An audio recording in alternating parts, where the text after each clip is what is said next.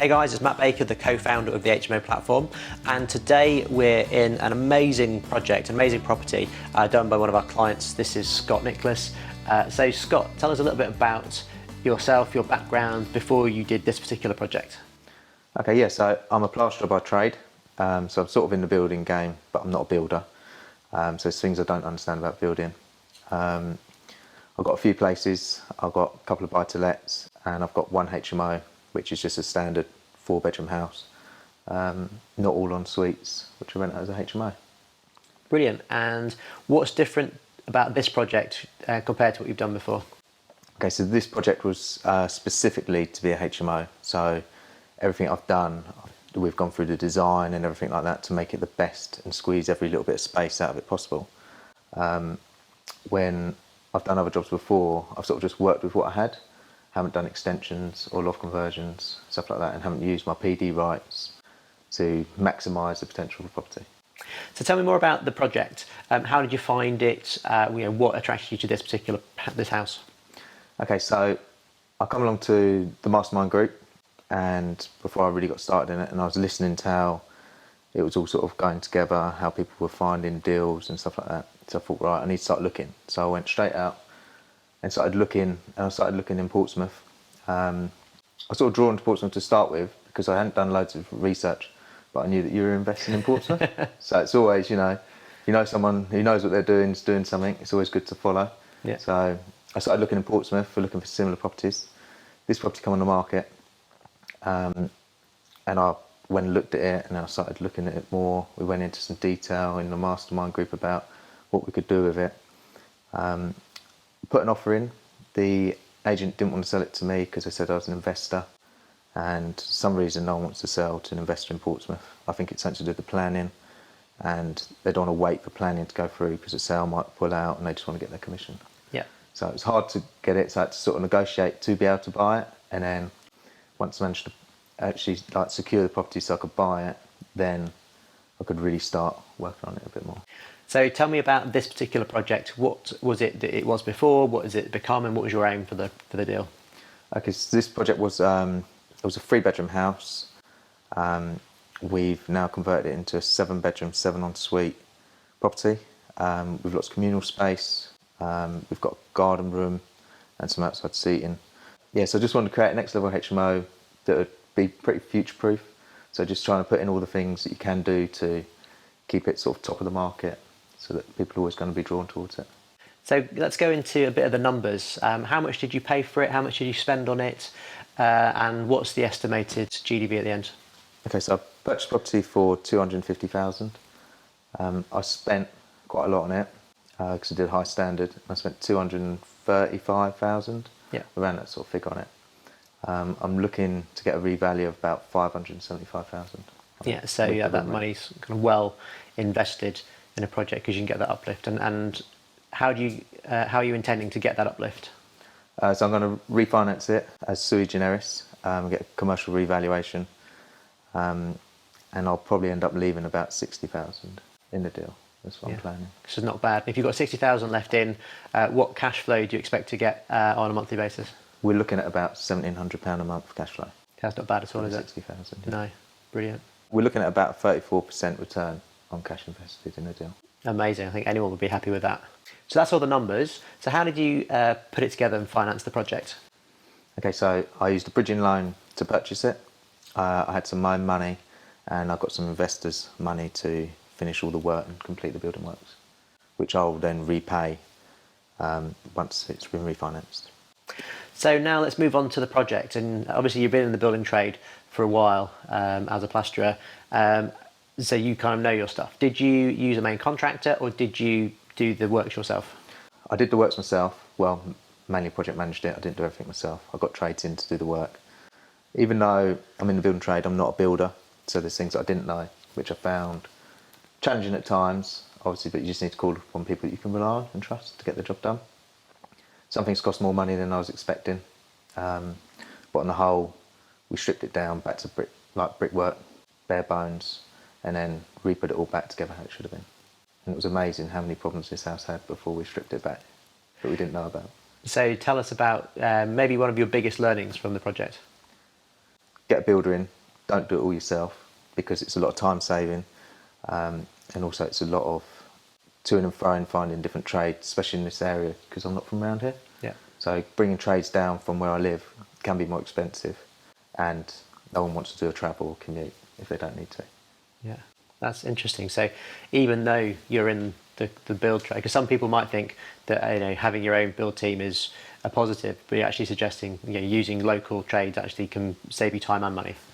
Yeah, if I was to do this job again, I think I'll get a local builder in that I'd vetted to do the majority of the structural work and get the frame in place and all the shelves up.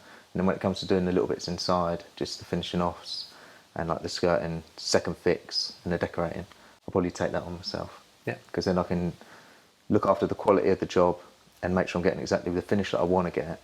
But also I'm not having to deal with the headache of all the structural work, the footings, the steels, and all those sort of parts of it that are quite tiring, and you don't really feel like you're getting somewhere because it can be quite slow. But if you've got a builder, local builder, they normally got a big team of people. They can get that part of the job done, and then you can concentrate on all the finishes.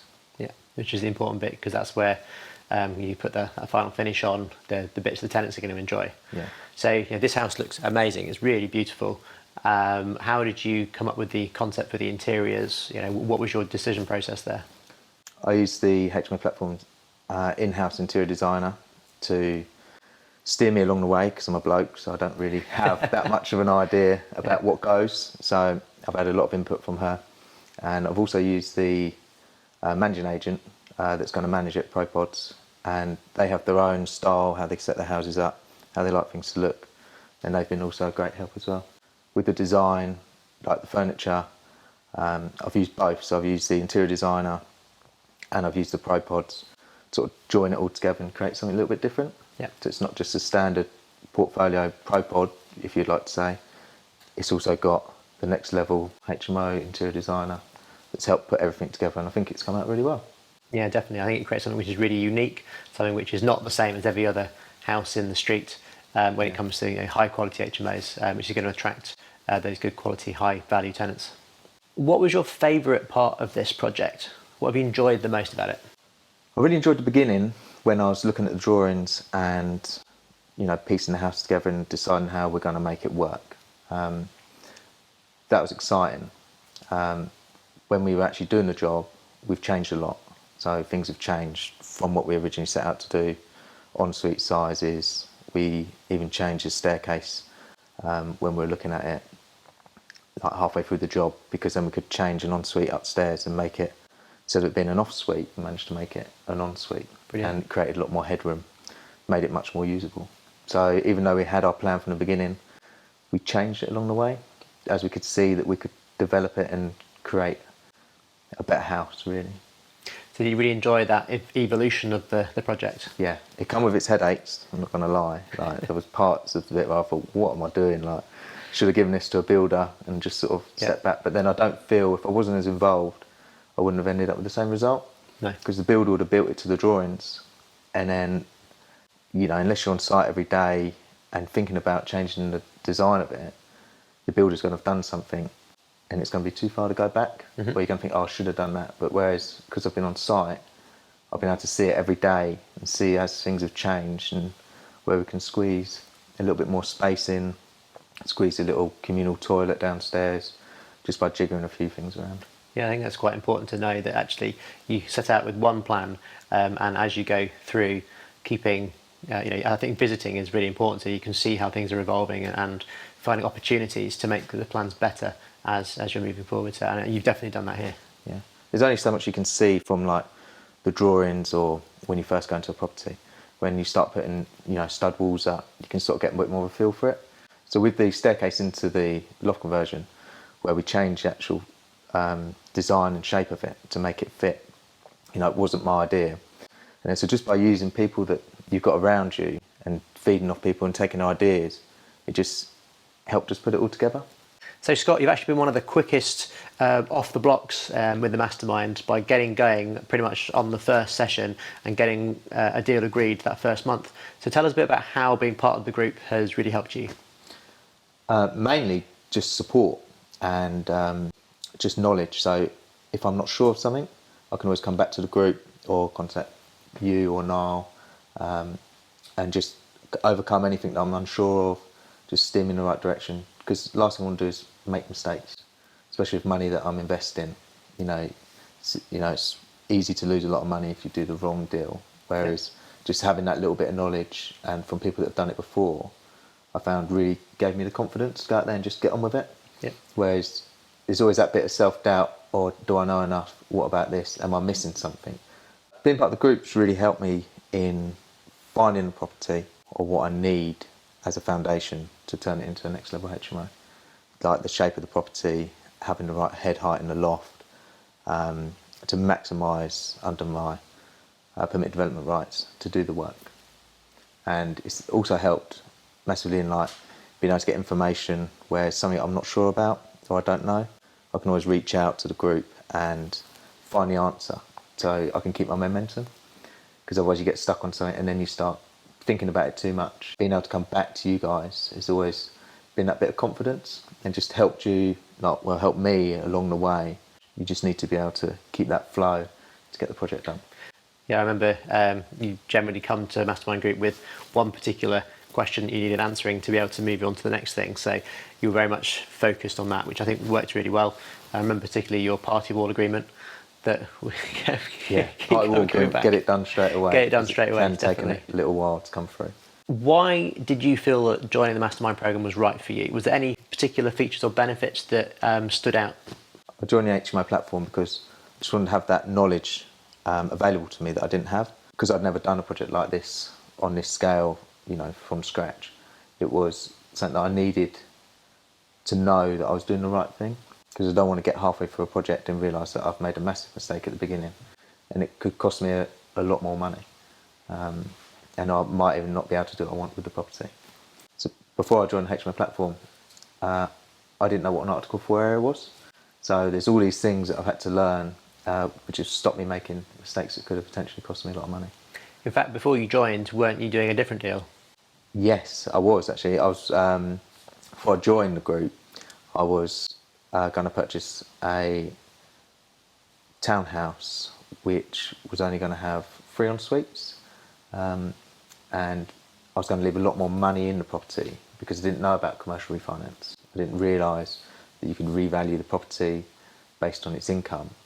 Instead, I was just going to do a standard mortgage, do the works to the property and leave a lot more money in, and the return probably wouldn't have been as great. Yeah. So what did you do? Did you go forward with that one? No, so what I did was as soon as I realised that there's potential of getting the money out of the deal, like all my money or even a higher percentage and leaving less in, it meant I'd be able to do another deal. So I didn't go ahead with the one that I was looking at doing in the first place. Yeah, so that's when I completely changed my strategy on what property I was going to buy and what I was looking to do with the property. So what does the future hold for Scott and your future projects? Are you looking for something similar again, something bigger, something different? I'll probably look for something similar. I feel like now I've done this once, I've learnt so much, especially from being hands-on and at the project daily. The next one I come to do, I'm going to have a lot more answers a lot quicker for myself, which is going to cut down the time, cut down the cost of what I spent, instead of waiting on something that you're not sure of, just knowing exactly what worked last time and being able to use it. Maybe change things a little bit to try and make it a little bit better every time.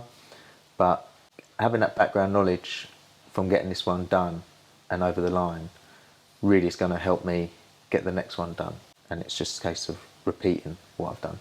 If someone is thinking about joining the HMO platform, what would you say to them? I'd say it's been great for me, just to support the knowledge these guys have, just to help you get a deal together that's actually going to work. Just keeps the momentum going, hold you accountable every month. So you really have to get on with it, because it's so easy just to put it on the back burner and just feel like you're doing it. But really you want to turn up or get on a call and just have something to show what you've done and be moving. And especially when other people are doing deals, it makes you more hungry for it. So if you want to get great deals done, I'll definitely join the HMO platform. So thanks, Scott, for joining us and for sharing your story. And for those of you watching, then to find out more information about what we do at the HMO platform and how you can get involved, then click on the link in or around this video.